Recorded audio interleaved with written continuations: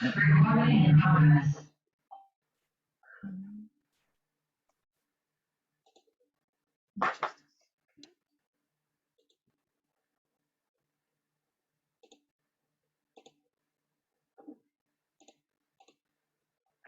just a moment.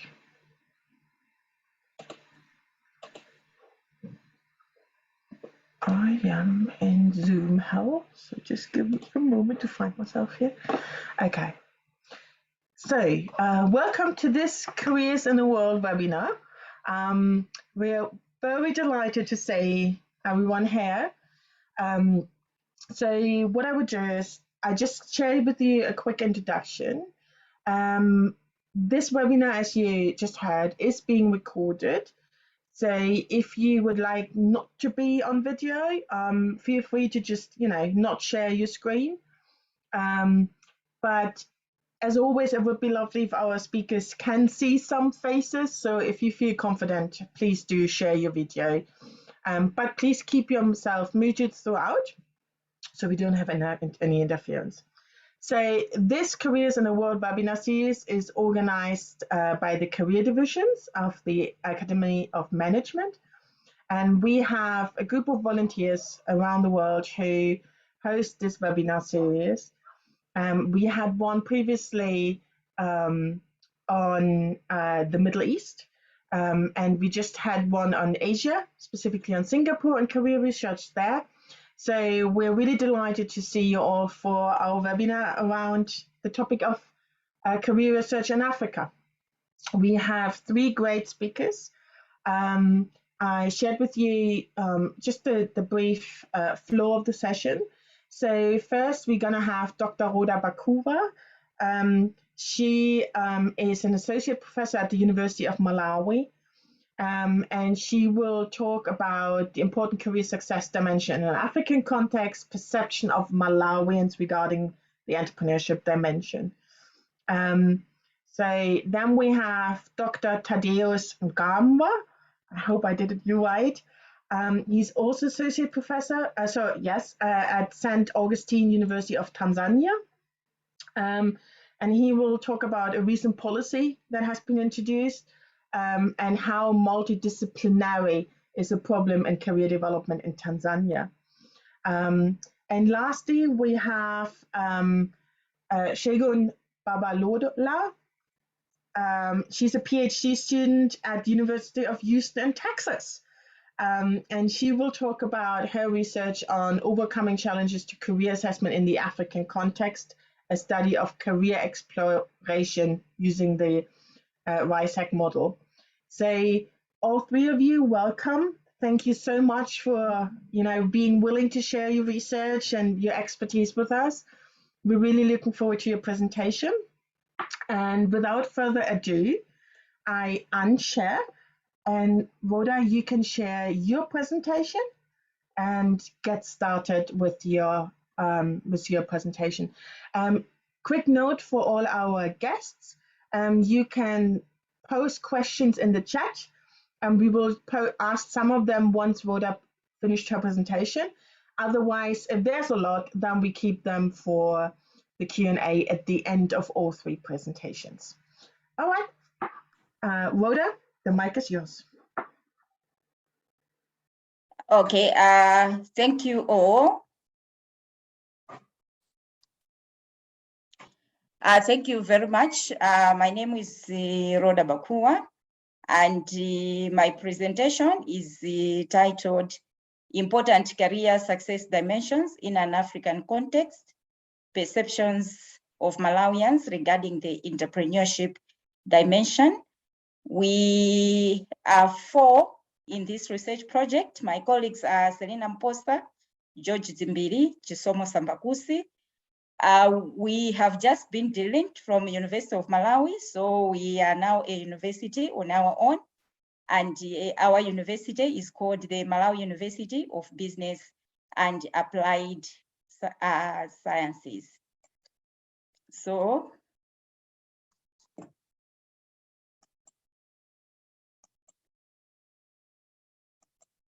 outline of my presentation.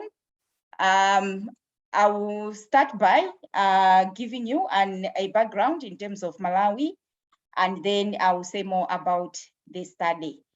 This is the map of Malawi. For some people that may not know the country, we are in Sub-Saharan Africa region, and we have 3 neighbors, Zambia, Mozambique, as well as the, Tanzania. And the Lake Malawi, it occupies a large portion of the country. It's 1/3 of the country, and it's our major tourist attraction. The fresh water, the beaches, as well as the island. And as a country, we also have game parks and also beautiful mountains. So as Malawians, we call our country the warm heart of Africa. It's actually formerly a British colony. It gained independence in 1964, and we are a democratic government and predominantly agriculture-based in terms of economy. In terms of population, it's about 19% Malawians, but a large portion is made up of the youth.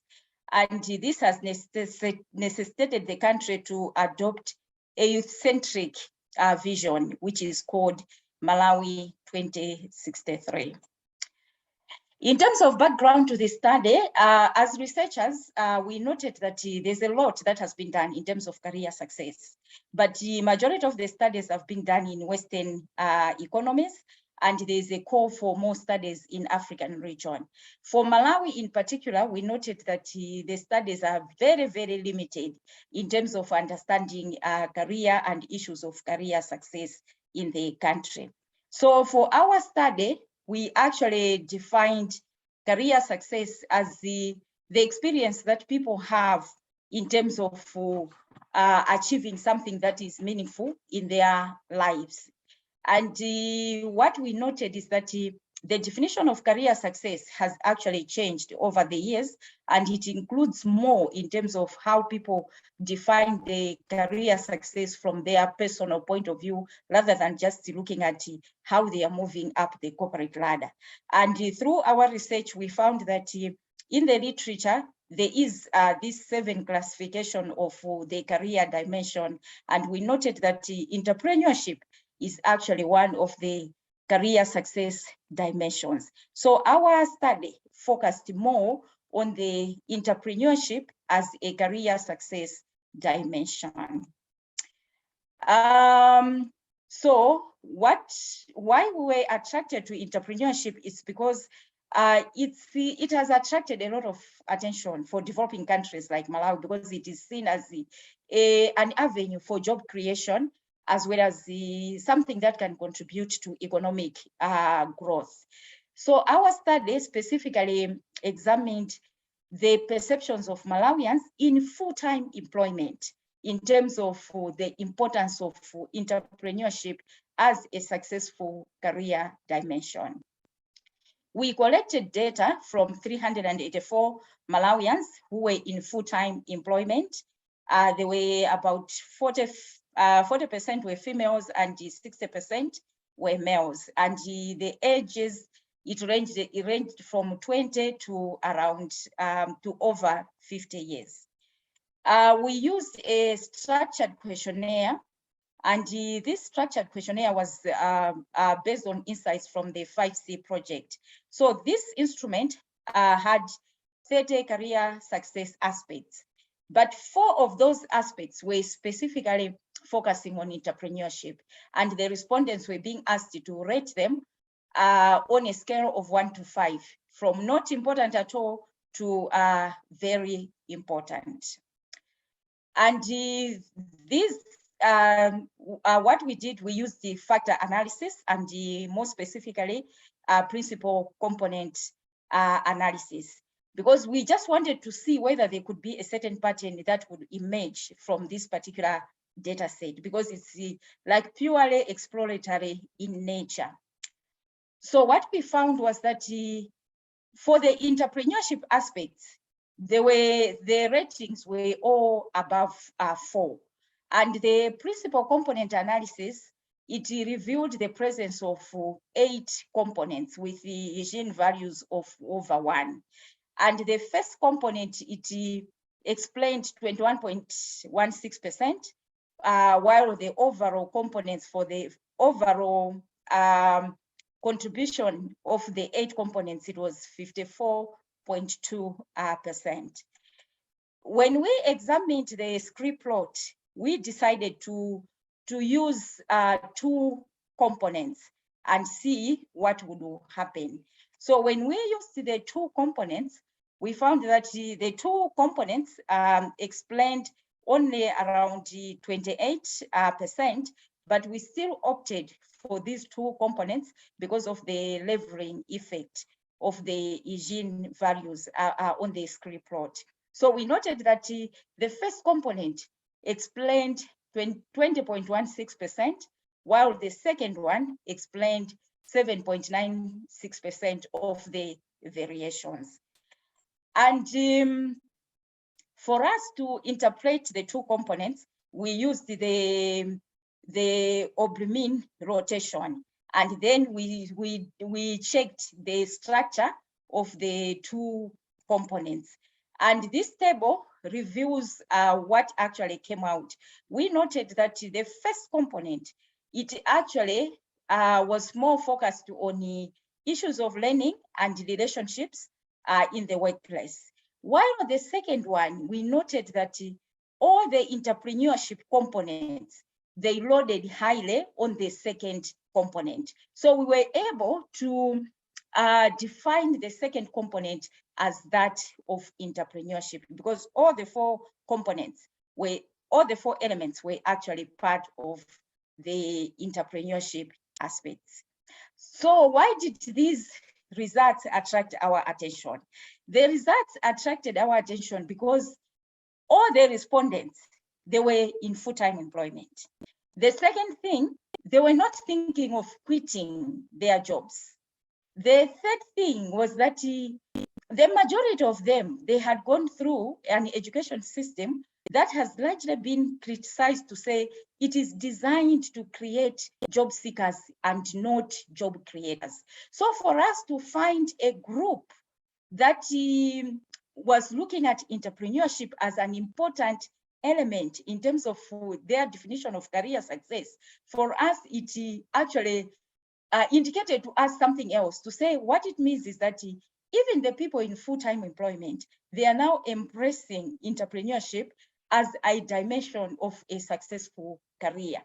And this actually reflects a major shift in terms of perceptions, because previously, if somebody did not get a job in full-time employment and he starts a business or whatever, people would actually say, no, the person is not successful and what have you. But through these results, it's like we are seeing a shift in terms of how people are looking at what a successful career is all about, even in the context of Malawi. So we are actually looking at this as an opportunity, because we are saying what it means is that we even have people who are looking at entrepreneurship as a successful career option, even for them, although they may be in full-time employment elsewhere. So in terms of why this one is important is because, like I have said, already Malawi has adopted what we are calling the Malawi 2063 as a national vision. And this national vision, entrepreneurship is a key element. And if we consider what was happening in the past, whereby entrepreneurship was not being given that priority, or it wasn't looked at as something that is very important, the findings of this study, they are sort of giving some sort of an opening to the stakeholders that are involved in terms of how should we forge ahead as a country in terms of developing and using our Malawi 2063 and looking at where we have placed entrepreneurship.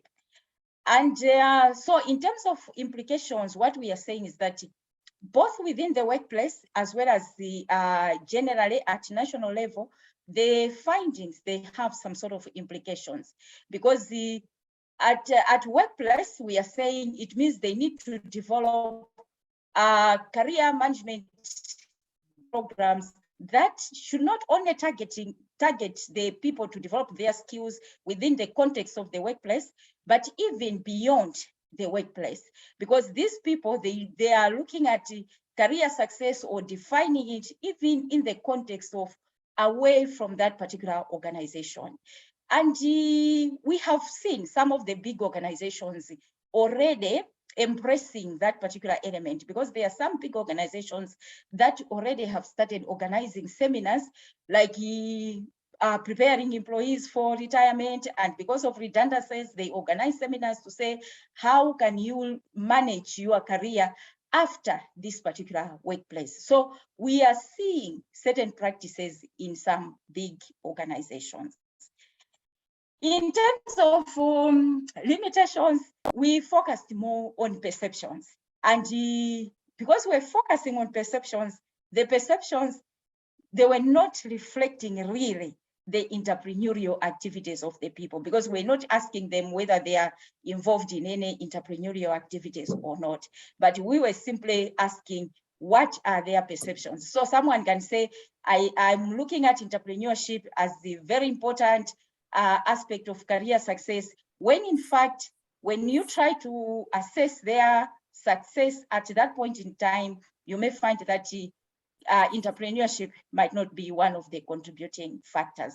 But nonetheless, because it's a purely exploratory study, we found that it was actually informative to say, indeed, it's like there's a shift in terms of how people look at entrepreneurship in the context of Malawi.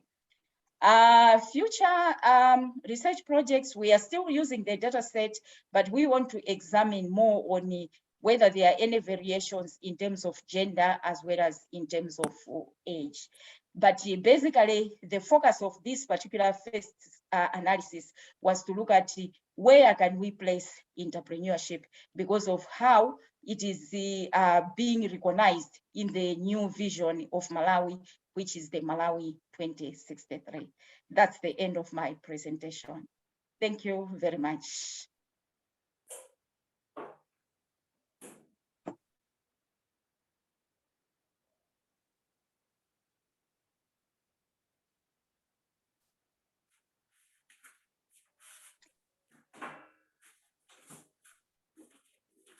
Andrea, you're muted. She's muted, so we can't hear what she's saying. I know. Oh my God, so sorry. Okay, so yeah. I was looking at questions in the chat. There weren't any yet. Anyone having any questions that would like to ask? Or Jost, would you like to share your personal note regarding that? Well, it was just a very quick story. Thank you for giving me this opportunity. We actually had some people we knew who moved to Malawi, I think about 6 years ago, also to be very entrepreneurial. They were in the medical industry, and they moved there to also kind of make a contribution, and their son just recently started a new business too. So I had to think of it like such a nice illustration of the research presentation we just heard about the growing importance of entrepreneurship. Okay, thank you for sharing that. All right, without further ado, we go over to our second presentation from Dr. Thadeus Mkamwa. I'm going to share the presentation for him. So just give me a moment.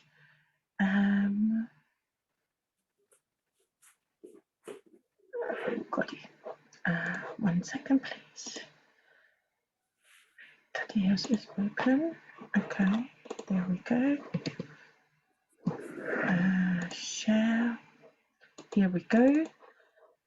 Okay. The mic is yours, Thadeus. Thank you. Thank you very much.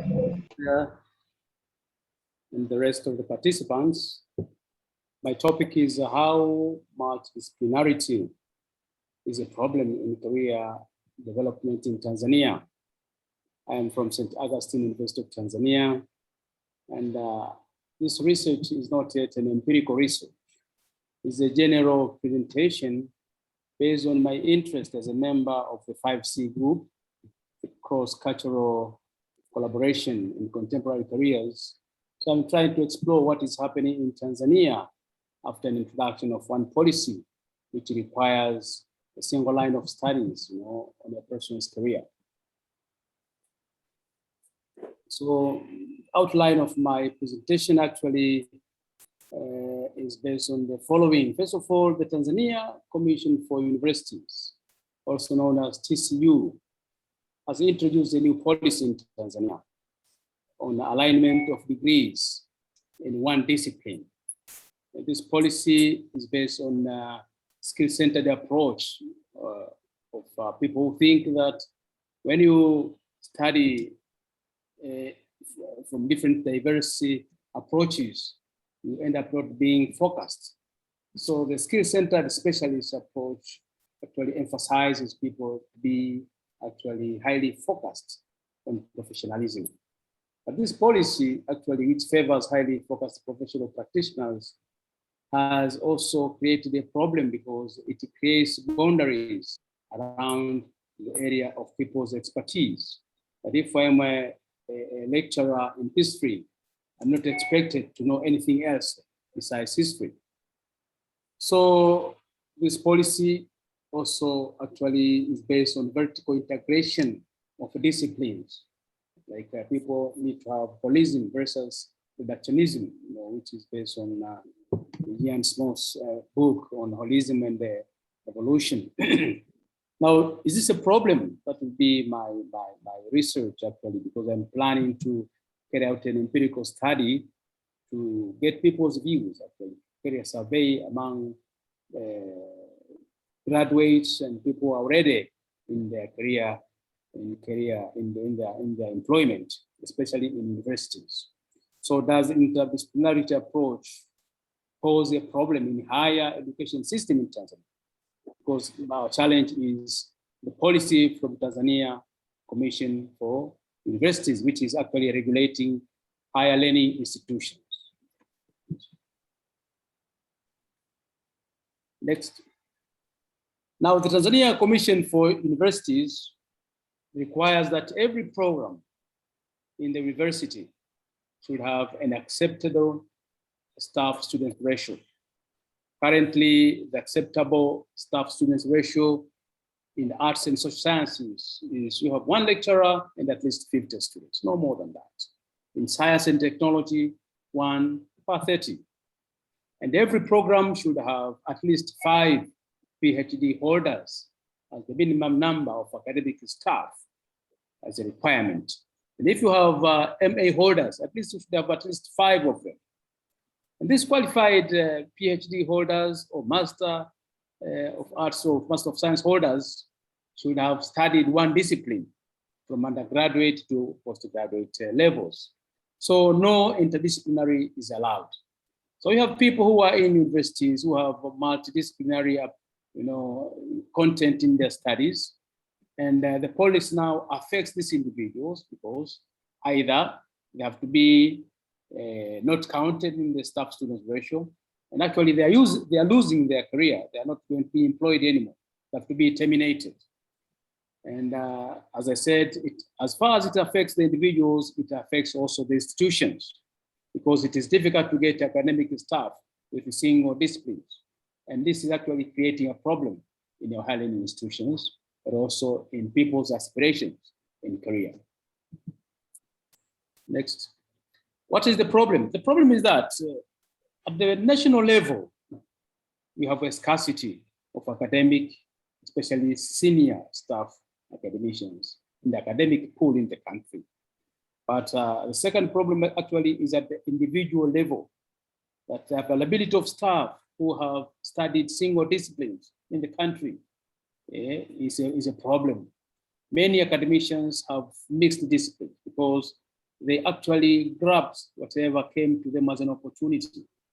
Personally, I did my liberal arts, then I did a master's in science and education, then a PhD in business studies. So for me, I'm one of the unfavorable members of staff because I have a mixture of arts and businesses and humanities. But the third problem is actually at the institutional level. I'm trying to divide the problem. Like at the institutional level, what should universities do with the multidisciplinary academic staff who are already tenured? When you terminate them, there are costs for terminating individuals who have given them 5 years tenure or 3 years tenure and the like. So how does this policy affect career aspirations and career development among graduates? Actually, this is my research, which I'm going to do. I'm right now seeking for national permission. Research ethics committees at the national level is required in order for someone to carry out this study in the country.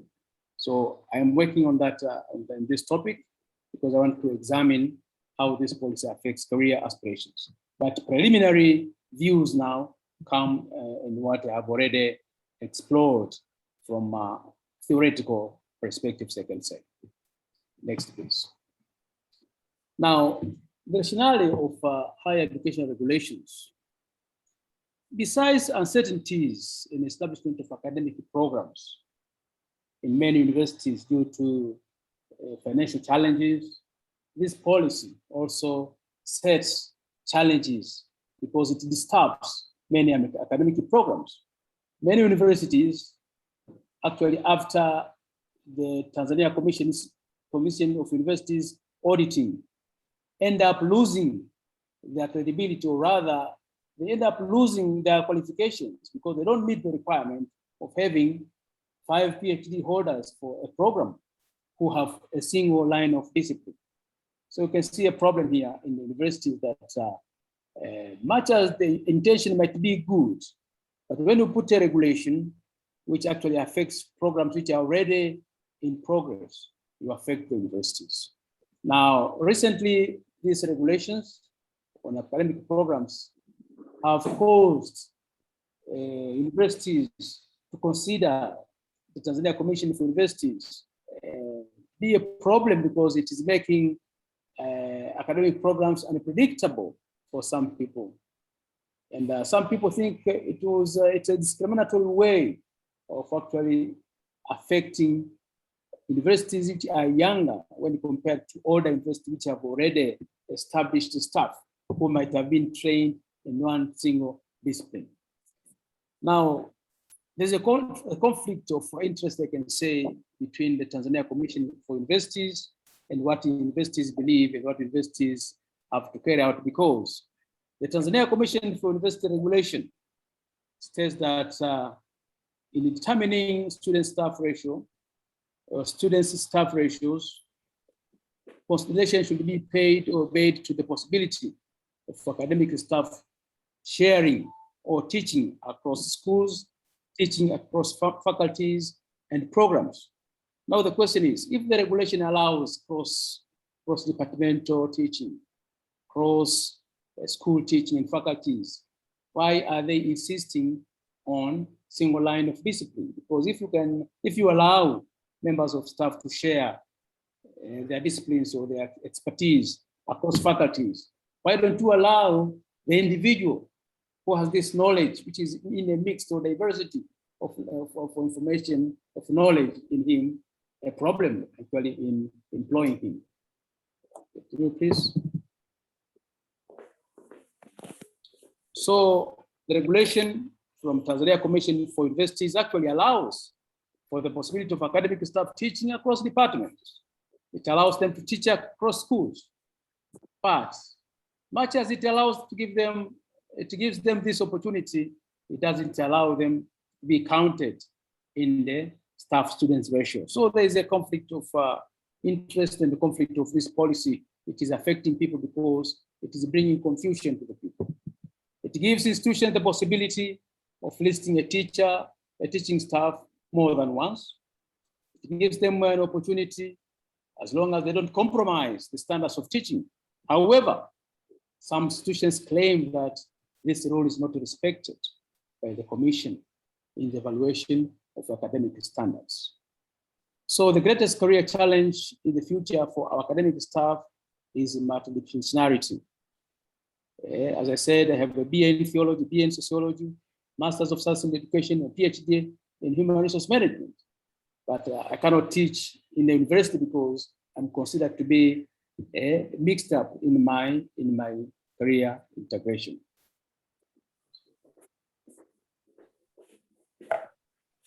So the question is whether this policy on the alignment of degrees in one discipline is doing a favor, or is it doing something justice, doing justice to the career, especially young career development, or is it actually impacting them negatively in their search for career development? The policy on the alignment of degrees in one discipline, I can say, might be useful and reasonable for some disciplines like STEM, but not reasonable for arts, social sciences, and humanities, since most of these disciplines are based on liberal arts and they are not skill-centered programs. The policy has been introduced without giving institutions time to prepare new staff in line with the new policy or requirement. The policy is retroactive, which affects academic staff who have been trained and employed before the promulgation of the law.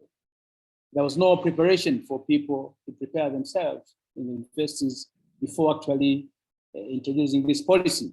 Many institutions are forced now to terminate academic staff who would not meet the academic vertical integration requirement, which is a problem.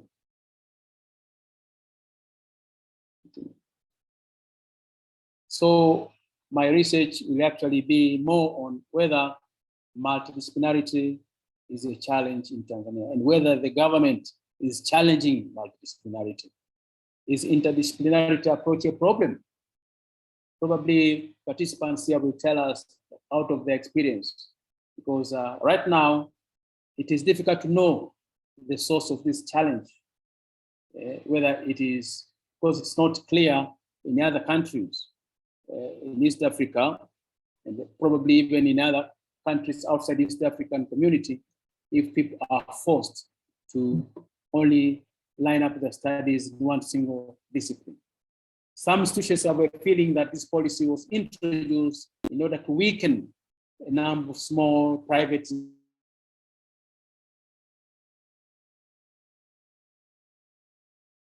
academicians who have already a guarantee of availability. Next.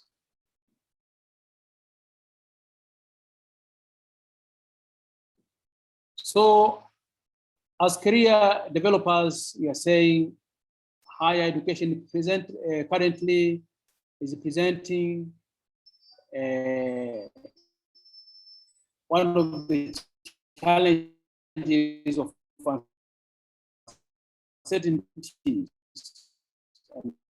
This actually comes from UNESCO's probably unclear terms on whether the relationship between higher education and diversity, intercultural diversity, and epistemic diversity should be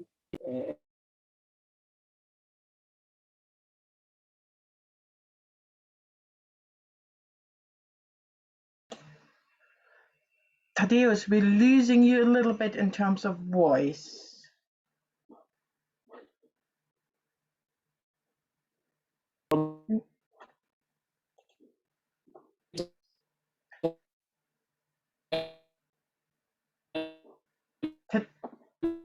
Thadeus, we can't hear you. I'm saying my internet is not.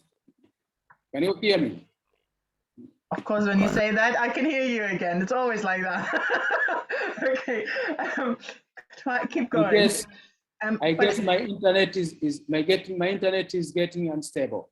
No problem.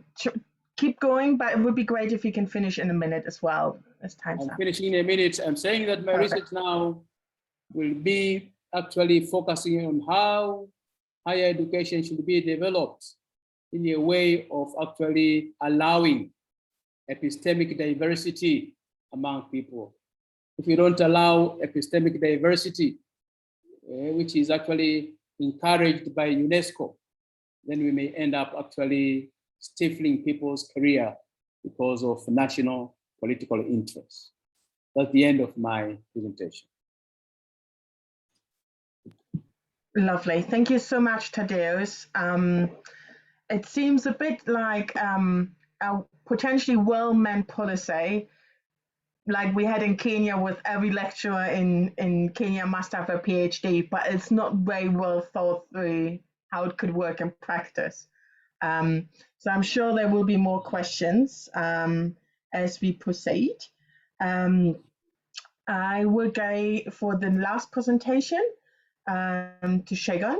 Shagun, if you can share your presentation, and it would be lovely if you stick to the 12 minutes time slot so we have time for the Q&A later. Thank you very much.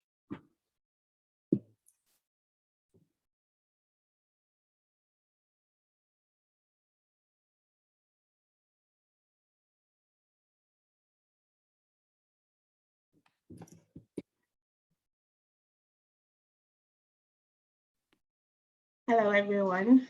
Thank you for coming and joining us today. I will be presenting my dissertation study. I haven't completed all my analysis, so what I'll just be presenting to you today are my initial analysis, and hopefully, as over the next couple of weeks, I'll perform the more complex analysis that I will discuss briefly today. So my work is looking at how to start to introduce the idea of career assessment in African context.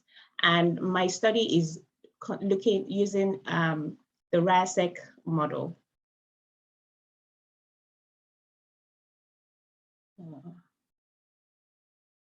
No problem.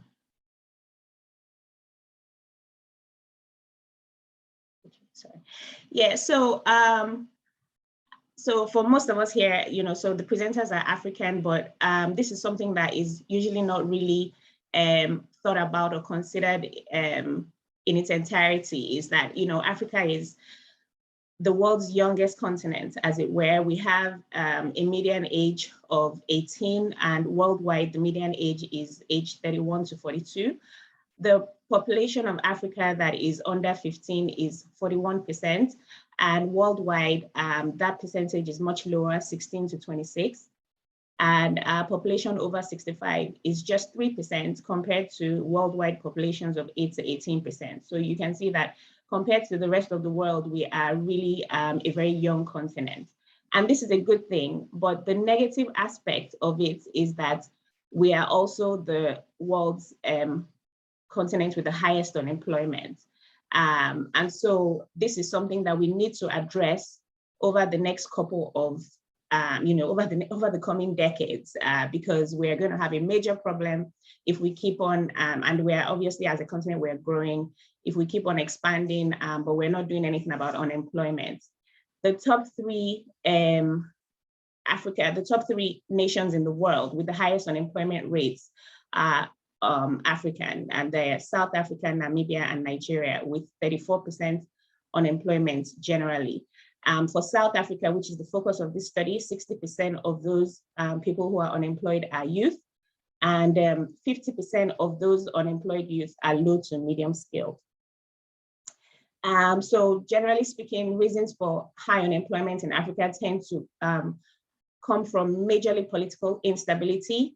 But coming to a more proximal reason, we find that there is a tendency from employers and managers to rely on only established traditional marketing signals when they are looking for new hires, such as education level, formal work experience, and personal and professional networks, which tend to not favor people who have low to medium skills.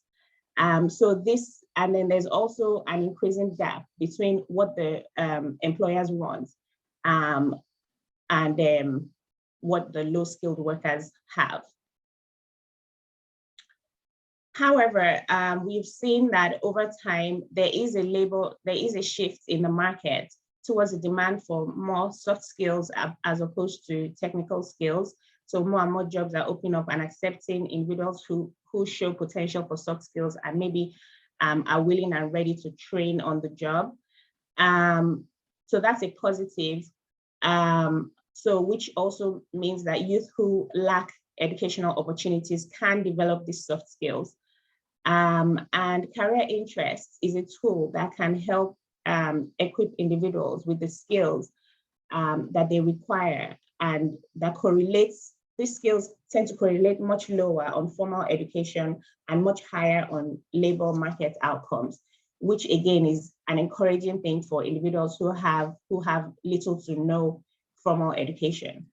In spite of these positive findings with career interest, it's not very widespread in African context, using career interest as a way to for guidance counseling, and of which even further still, youths receive little to no career counseling. And so they generally lack the ability to properly signal themselves to potential employers, even if they may actually be able to perform the job. So in my study, I'm looking at the career interest inventory, which was developed by Holland.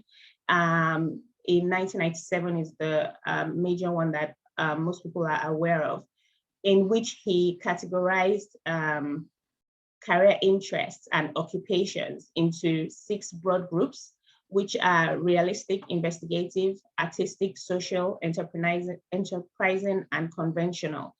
And I have here examples of, what jobs would be considered as realistic. So realistic jobs are for people who, enjoy working with objects, working outdoors, doing things with their hands. They're generally referred to as doers. Investigative jobs are generally referred to as thinkers. So people who like to observe, learn, analyze, solve problems. Artistic jobs are for creative type people who like to use their imaginations and work in less structured environments. In fact, in highly unstructured environments, to be honest, most of the time. And then social are referred to as helpers. They like to work with people. They like to train people, assist people in any way they can.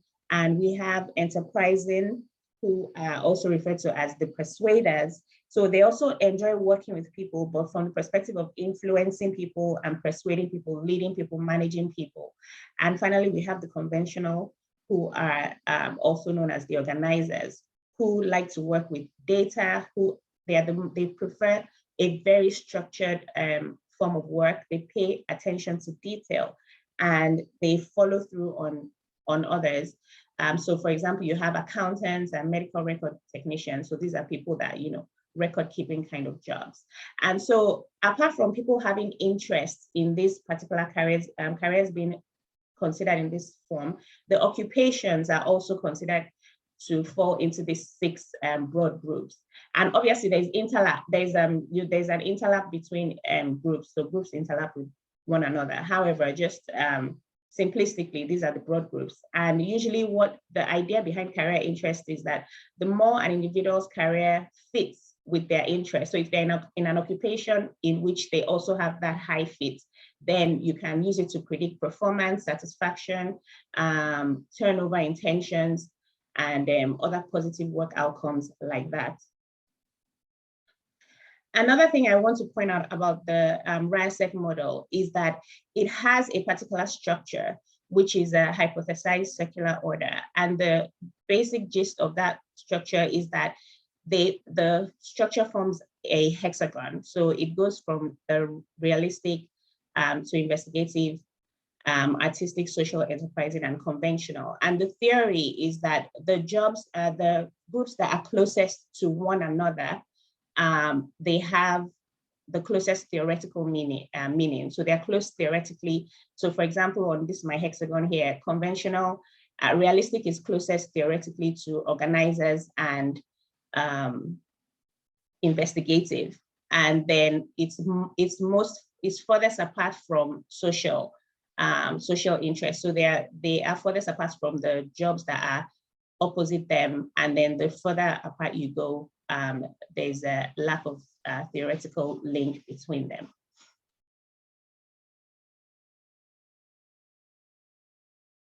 So the goals of my study at the extent, so this, the idea of career interest has been used in numerous African contexts.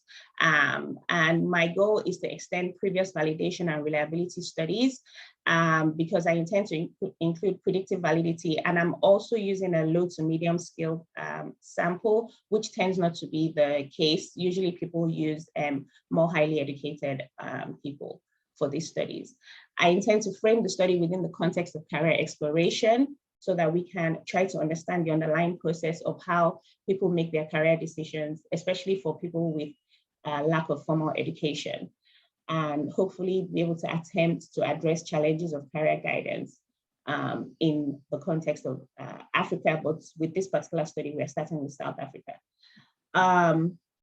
My overall research question is that do RIASEC traits in their current state adequately represent the basic interests that are relevant and useful within a less structured labor market that is different from what we normally have with RIASEC studies, which have generally tend to take place in more structured markets.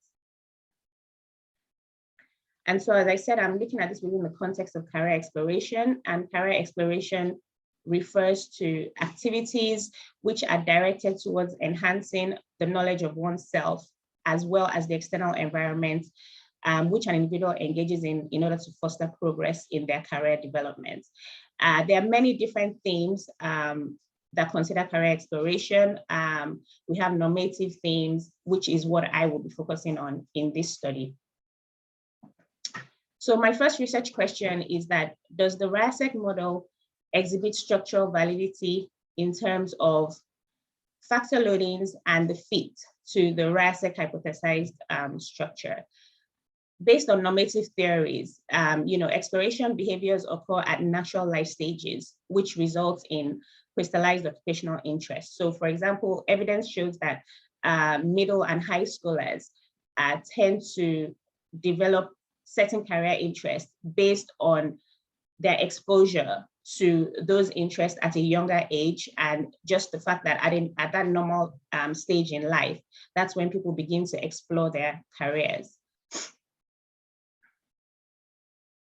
My second question is about the reliability of RIASEC in terms of internal consistency and retest reliability. So higher reliability indicates smaller measurement error, and for retest reliability, we would like to see if people rank the RIASEC scores in the same way when they are given the scales at 2 time points. My third research question is that, does RIASEC exhibit predictive validity based on correlation patterns between individuals' high points? That means that is their top RIASEC interest points, and their top preferred job. We asked them also what was their top preferred job. We asked for their top targeted job and the current job that they were in.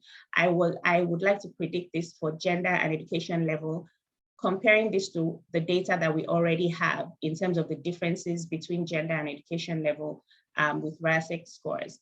So by top preferred job, I mean that we will ask individuals that after they filled in the RIASEC form, if it was an ideal situation and they could choose whatever they wanted, what job would they choose? So hopefully the link will be that their top RIASEC score would also be the same as the top job that they would choose. Their top targeted job, however, is what job would they actually look for in the industry. So because this will now allow you to consider pragmatic and realistic expectations of what they believe that they will be able to get, regardless of what their preference is. And then we also ask them for what their current jobs were. Can we just wrap up in 1 minute, please? Oh my goodness. So, oh dear. So let me just go straight to my findings. For now, I've seen that, let me just talk about what we have. What we found in terms of predictive validity was that there is a difference between males and females, with females having much lower expectations, much lower preference for realistic jobs, but higher preferences for artistic, social, and enterprising jobs. When we also compared high schoolers and below high school versus after high school, we found that there was a difference with high schoolers having much lower expectations for every single aspect of the highlighted versions here. They had lower scores in terms of the differences in these aspects. And finally, in terms of predictive validity, we found that for people who had above high school education, there was a significant difference between them in terms of their preferred RASEC code correlating directly with their high point codes. And that was interesting because for those who had an above high school education compared to those who did not, they were almost 2 times more likely to have their codes match. The same thing for their targets. Those who had high school and above were 1.43 and 2.11 times more likely than those who had a lower than high school education.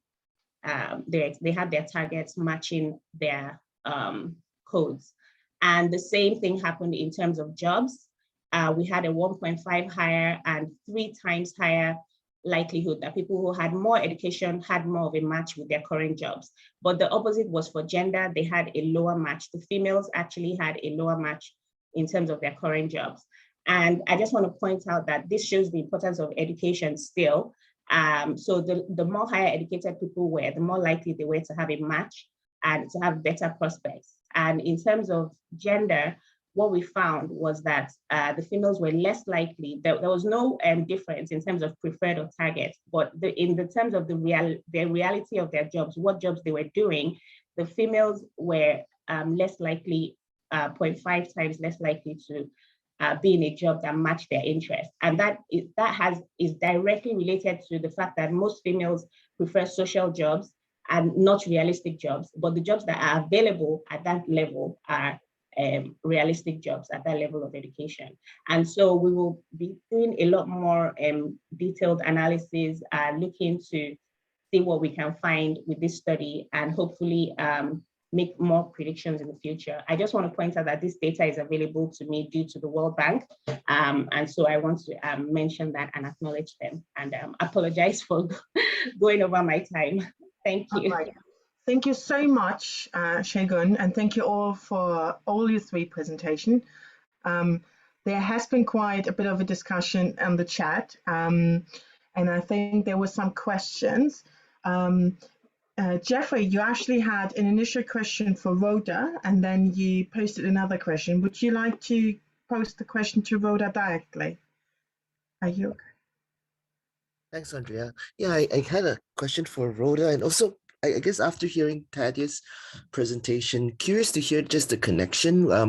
So Rhoda, you talked about the the high levels of entrepreneurial orientations and aspiration, and Thadeus about the role of policy. I'm curious if the intersection between both presentations, if there is a role for policy, to meet these rising entrepreneurial aspirations, or if policy initiatives might actually constrain entrepreneurial aspirations. Thank you for that. In our case, what I've noted is that there is even a shift in terms of the policy direction as far as education is concerned, because like for universities, now we are being encouraged to incorporate modules on entrepreneurship, regardless of the program that the students are pursuing. So previously, it was only maybe those students in commerce that were doing entrepreneurship. But nowadays, it's like, regardless of the program that you are pursuing, you should have a module introduced to the students on entrepreneurship, so that they should know that when they are finishing, it's not all about seeking full-time employment elsewhere, but they can also be job creators. So there's a policy shift as well in response to the prominence that has now been placed on entrepreneurship.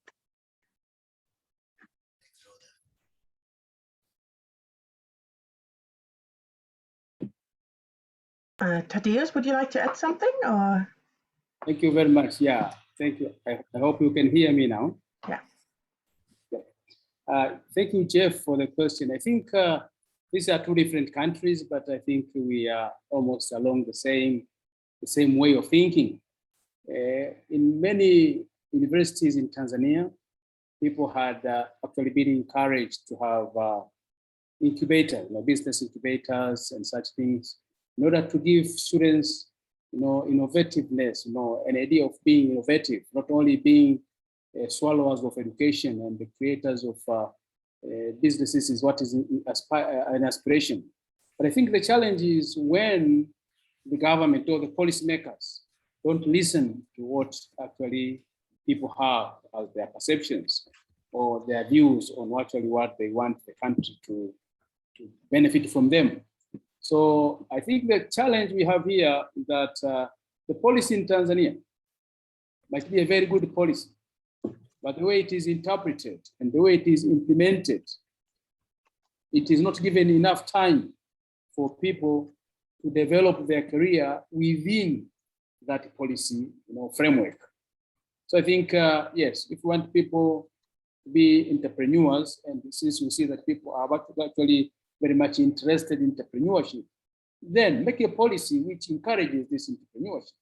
So research-based policies or policies which are driven by research actually should be encouraged. So I think the interpretation of the law is always the challenge if at all people are not given enough time, if people are not given, actually, they're not researched, they're not asked about what actually they desire and what they want. Thank you, Thaddeus. Thank you. All right, have we got any other questions? Sorry, question. Yeah, go ahead. I saw a question from Rick. I'm sorry, from Jeffrey, I think. I think he asked. About Jeffrey, have you got another question you had earlier, or are you okay now? Yeah, for me, only if we have time. I'm sure there are other questions. So, yeah, but Olusegun, if you want to chat in the chat, we can do that too. Okay. Okay, just quickly ask it. Come, Jeffrey, go ahead. Yeah, I'm just curious about, because you're fine. I know you're pressed for time, so I'm curious about your interpretation about gender differences. I also think because, yeah, with the realistic aspirations, what's your interpretation about the finding there? The findings were interesting because this is what we find even in Western context as well. And so I think it points more towards, it actually adds to the arguments against like social influences on gender differences in expectations, because we had the same, even in a very different social context, we had women with much less interest. Only 5% of females in the sample actually picked RASEC as their top, and picked realistic as their top interest. And most of them picked social as their top interest, which is what we find across the board, regardless of the country. So I think it's just showing that that pattern is a worldwide pattern, and it should definitely be looked into with more focus on other reasons beyond social roles. Yeah. Rhoda, I had a quick question for you. You mentioned that your participants embrace entrepreneurship as a major dimension in their successful career without necessarily being an entrepreneur, right? What do you mean with they embrace it? How does that manifest? What does it mean embracing entrepreneurship without being an entrepreneur in your study? Yeah, like in this case, because it was purely assessing their perceptions of these various elements. So like our expectation initially, it was like maybe for entrepreneurship, it will be rated lowly. But we were surprised to see that even for the entrepreneurship factors, they were being rated highly. So for us, it actually demonstrated like there is slowly but surely a gradual shift in terms of the thinking.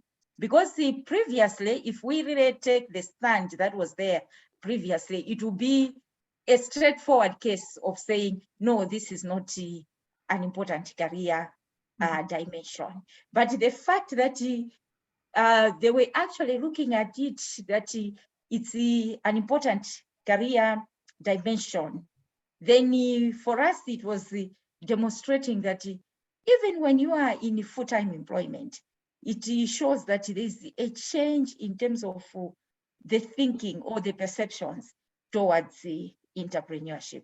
Because the 5 years or so ago, people would not have expected that sort of result. So that's why we are saying, maybe in terms of our interpretation at this point, we can actually say they are slowly like acknowledging that entrepreneurship is indeed a possible factor that can also contribute to one's definition of a successful career. I'm saying that because even when we're doing like tracer studies, we would actually ask people to say, are you in employment now? But when somebody is in self-employment, they would actually say, no, I'm not doing any work because I'm doing my own thing, meaning that their definition of what it means to be employed and therefore successful, it was to be employed by somebody else.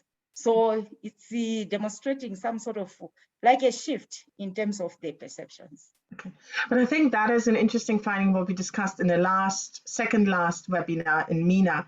It's one of the challenges they had is when you do career research in a specific context, in their case, Middle Eastern context, right? To get it published wasn't to frame it as, oh, this is an interesting finding from the Middle East. It was, this is how my finding in your terms, how that aspect of the theory deserves more attention, or you have tested it and it's, that can be publishable, rather than saying, it is about Africa and it is about, that's just the context, yes. Right? So I think that reminds me of that lesson we discussed there. I'm very of the time. I thank you so much. I think Rick had a great suggestion that, it might be an interesting topic for a career symposium at the conference, of the annual conference. So, if that is something to follow up with, let me know and I can put it forward to yours, who's also here, or to Jeffrey, who's running the career division together with Stephanie. So I think if that's of interest, we can discuss that further. But for now, thank you so much for your presentation. Thank you so much for attending. There will be more webinars coming forward. We keep you posted as we have scheduled them. But for today, thank you and have a lovely morning, afternoon, wherever you are. Okay, bye-bye. Thank you, bye. Thanks so much, everybody. Great job. Great session. Bye. Hi, everyone. Thank you. Hi, Rick. Bye. Bye-bye.